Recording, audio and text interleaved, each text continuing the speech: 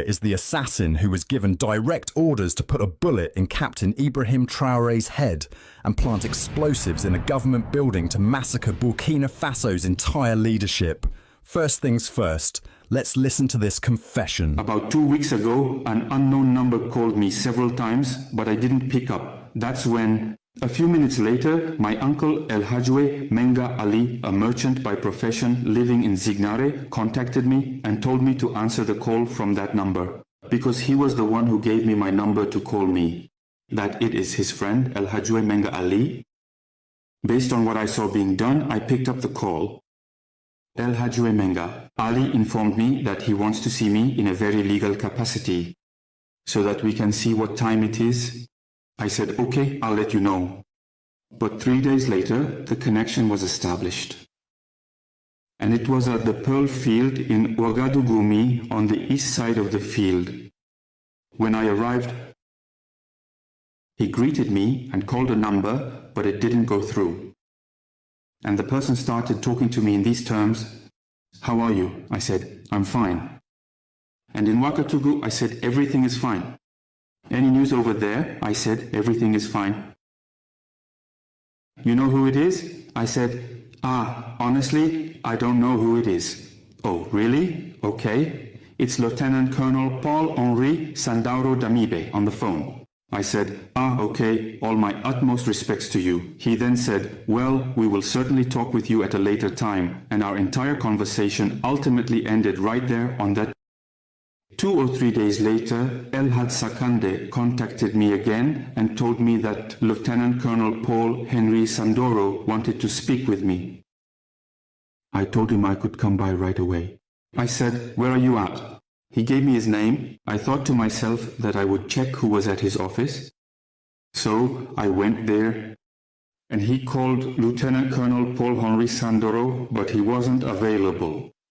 Then Lieutenant Colonel Paul-Henri Sandoro let me know that he's a soldier, just like us, like me, and he knows it's not easy. But you don't ask, but I have a task for you.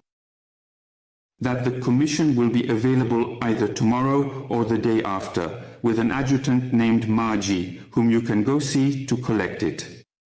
I wanted to thank him very much for the significant action he had just decisively taken, and he also explicitly specified that Adjutant Maji would thoroughly clarify some important things for me, providing additional crucial details. After our conversation, he hung up. That's when she then said, she made it clear to me that this was a coup d'etat project. That he even expects me to mobilize men to ensure the success of the coup d'etat, something I accepted without saying anything. That's where we left it. The second day I was supposed to pick up my package, I called LH Sarkander. He told me, he let me know that he was out of town and would contact me as soon as he got back. So that's how things stayed. And when he returned from his trip, it was Uncle Wimenga Ali, a merchant and professional living in Zignare, who contacted me, telling me to get in touch with him.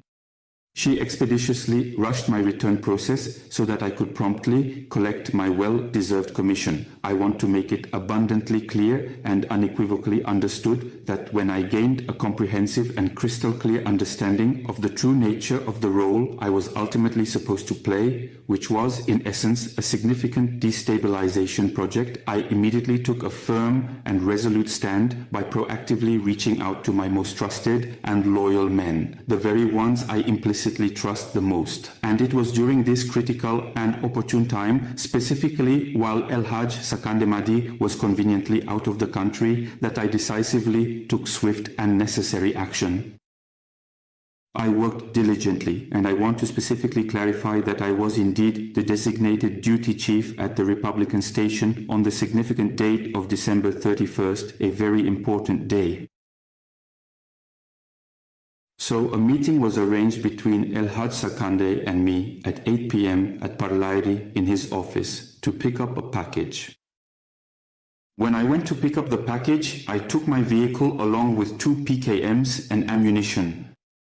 A lot of ammunition, 4 boxes of ammunition. Once on site, I was supposed to contact Lieutenant Colonel Paul-Henri Sandaro Damiba in order to take possession of my package and get all the specifics to understand. At the important meeting, it was precisely while I was patiently waiting for the crucial call that I was unexpectedly arrested with her, an event which significantly disrupted my entire life in the vibrant city of Paris, occurring around 10 o'clock in the evening. I offer my sincere regrets. Your Excellency, Supreme Commander of the Armed Forces and President of Faso, to the truly resilient people of Burkina Faso, I wish to offer my most sincere and profound regrets to my esteemed superiors and to the entire military hierarchy. Furthermore, I also wish to extend my heartfelt and sincere regrets to all the dedicated forces that collectively constitute and protect our beloved motherland.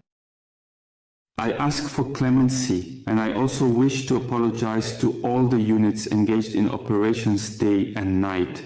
Despite the bad weather, despite adversity, despite the fact that the fighting is intense. I ask for clemency, I ask for clemency. Clemency, I ask for clemency. May God help Burkina Faso. May God help Burkina Faso. May God help Burkina Faso. Burkina Faso remains alone, unique, and indivisible. No harm, whether internal or external, can... This confession is a sobering reminder of how fragile peace can be and how dangerous betrayal becomes when power is placed above the lives of a nation's people. Burkina Faso has once again stood at the edge of chaos, and only vigilance prevented a tragedy that could have changed the course of history. What matters now is justice, truth, and the protection of the country's future. The people of Burkina Faso deserve stability, dignity, and a chance to build their nation without fear of hidden plots and violence. Let this be a lesson that the destiny of a nation must never be decided in secret rooms or through bloodshed, but through unity, responsibility, and respect for human life. May peace prevail in Burkina Faso, and may Africa continue moving forward with wisdom and strength. Let us reflect on this moment with wisdom, not anger. Share your thoughts respectfully in the comments, and subscribe to Voice of Africa for truthful, balanced stories that seek peace, unity, and understanding across our continent.